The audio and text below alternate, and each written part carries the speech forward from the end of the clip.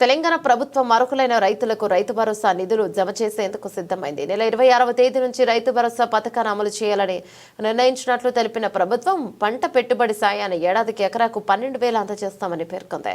సాగు భూములన్నింటికీ పెట్టుబడి సాయం అందిస్తామని ఇటీవల ముఖ్యమంత్రి రేవంత్ రెడ్డి ప్రకటించారు. తాజాగా ఇందుకు సంబంధించి ప్రభుత్వం మార్గదర్శకాలు విడుదల చేసింది. అయితే రైతులకు సంబంధించిన విషయం కావడంతో పూర్తి స్పష్టత ఉండాలన్న ఉద్దేశంతో రైతు భరోసా పథకం 2025 మార్గదర్శకాల ఉత్తర్వులను ప్రభుత్వం తెలుగులో జారీ చేసింది. భూభారతి ధరణి పోర్టల్లో నమోదైన వ్యవసాయ సాగు భూములకే రైతు భరోసా సాయం అందించనున్నట్లు ప్రభుత్వం తాజా మార్గదర్శకాల్లో పేర్కొంది. భూ విస్తీర్ణం ఆధారంగా పట్టాదారులకు దీన్ని అందించనున్నారు. అటవీ హక్కు చట్టం ఆర్ఓఎఫ్ఆర్ చట్టాదారులకు కూడా సాయం అందజేస్తారు. రిజర్వ్ బ్యాంక్ నిర్వహించే డిపిటి పద్ధతిలో రైతు భరోసా సాయాన్ని రైతులకు బ్యాంక్ ఖాతాలో జమ చేయాలని మార్గదర్శకాల్లో పేర్కొన్నారు. ఫిర్యాదుల పరిష్కారం బాధ్యత కలెక్టర్లకు ప్రభుత్వం అప్పగించింది. అయితే సాగు యోగ్యం కాని భూములను రైతు భరోసా నుంచి తొలగించనుందని ప్రభుత్వం